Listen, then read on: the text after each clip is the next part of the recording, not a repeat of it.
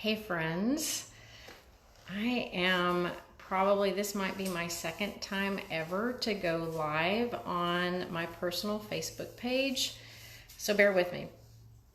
But this was big stuff for Charlie and I, and I wanted to share my story with you guys and maybe provide a little hope for somebody who will maybe have the to do something similar to what I'm doing now. Not going live, something bigger than that. Anyway, as is often the case, the tone of my day was set by a verse that I read during my quiet time this morning, and that was Proverbs 15:4, which says, "Tongue that brings life, but a deceitful tongue crushes the spirit." And I thought, wow, it's one more affirmation for everything that's been going on in my life. And with that, and I knew that at some point today, I needed to tell my story. So today is a big day for me. Some of you, a small portion of you know this, but most of you do not. I'm a pharmacist, practicing traditional pharmacy for almost 30 years now. And 3 weeks ago, Charlie and I sat down and we made a decision together that it was time for me to step out of traditional pharmacy, that it was not serving me or allowing me to serve others well in the way that people needed to be served. And it was a big prayerful decision, but I needed to walk away from corporate pharmacy. So why and how did this happen? Well, if you've known me for a long time, you will know that this is not an overnight decision for me. This is something that has been going on in my mind for many years. And it started with me personally 20 years ago having an accident, breaking my wrist, and finding out that I was at 33, I was osteopenic and had high cholesterol. And from there, because before then I was just like a normal person. I was a normal pharmacist, and pharmacists are not traditionally really healthy. But that accident was my wake-up call at 33, where I knew that I needed to start making some changes if I was going to have a healthy life moving on into my life. So while I had a cast on, I had two people that came and told me within probably 2 weeks of each other that I should be drinking raw milk. And my first thought was, are you nuts? Milk is so dangerous. We're told not to drink it. It's not something that I could recommend to anybody. But I had something niggling in my head that said these were people that knew what they were talking about. And so I started researching, and that led to hundreds of hours of research on raw milk, just raw milk alone. And that really was probably the pivot that changed my life. And so thankful for those two people. So anyway, I started learning that raw milk was not only safe, it's actually incredibly healthy and has the power to heal, like most whole food does. Regular dairy is very bad for you. Raw dairy is, no pun intended, a completely different animal. And it is, it's amazing. So fast forward to 5 years ago, so 15 years in, I had another accident, nearly lost my left foot, and had another bone density scan done then, and found out that not only did I arrest the development of the osteopenia, which was a precursor to osteoporosis, which they said could not be done, but that I had made my bones so strong that I had the bones of a healthy 18-year-old at 48 years old as a previously osteopenic person. So is healing possible through natural sources? You bet your bottom dollar it is, for sure. Well, what that did in studying and learning about the American Dairy Association and what all of that meant that if the American Dairy Association has not been so forthright in what they say or do in order to sell milk that is of inferior quality, what other industries out there doing things for profit over purpose? And meaning profit was more important than health, or profit was more important than the well-being of the individual who's going to be consuming the product. And unfortunately, as a pharmacist, I'm sitting there doing this, and the three fingers are pointing back to me, the pharmacist. And so I'm like, okay, well, let me see if I can start digging on pharmacy. And again, this started probably at least 18 years ago. And so I started digging and I started researching, and everything, if somebody who was so wise would come to me and say, I don't know how I feel about this. What do you think? This is what I read. Instead of saying, well, this is what I've learned from Big Pharma, I would turn around and I would start studying. And if I needed to buy a book, I would buy a book. If I needed to attend a seminar, I would attend a seminar. If I needed to go and learn, I would go and learn, because it's that important that we don't just take somebody else's words for it, that we are able to look at the science ourselves. And so, dang it, that's what I've been doing for the last 20 years, is saying, okay, I know what Big Pharma taught us in pharmacy school, but is that the whole truth and nothing but the truth? Or are there things that are not true? And it's not the fault of modern medicine, of Western medicine. It's not the fault of doctors or nurses or pharmacists. This is stuff that we just did not learn in school, because who pays, besides us, who pays for subsidizing the education of healthcare workers?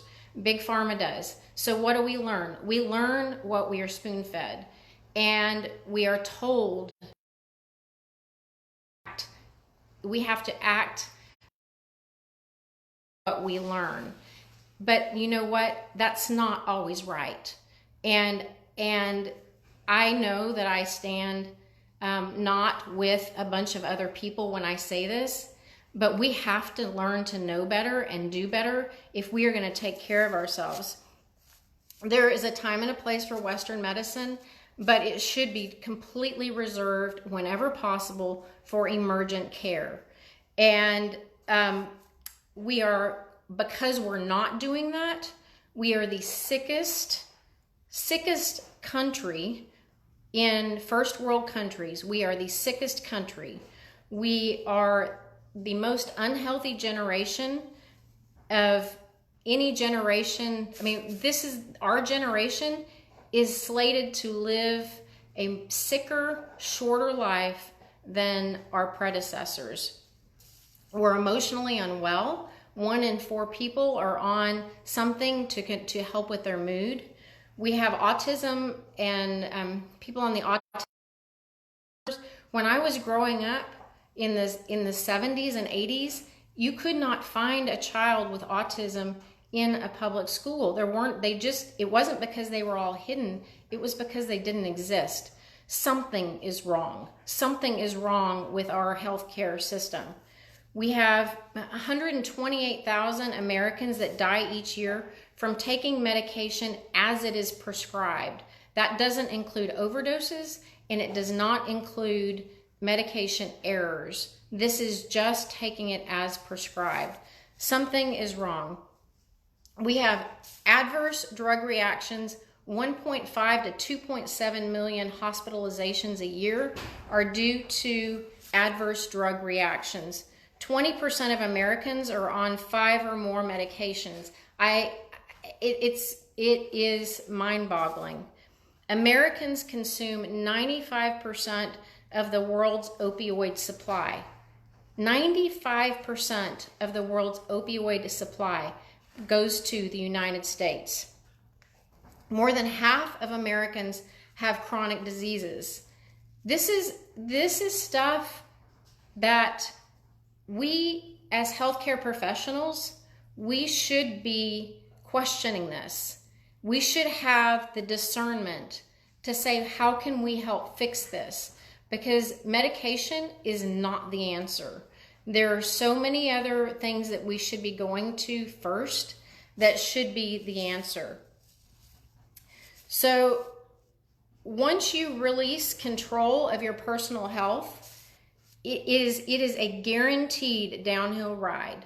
And I have seen it over and over and over again, where we have truly healthy people who become unhealthy because they give up their autonomy, their health autonomy, by trusting in somebody else to make health decisions for them. And that is not my heart. I became a pharmacist to help people. And in corporate pharmacy, you can't help people the way they need to be helped.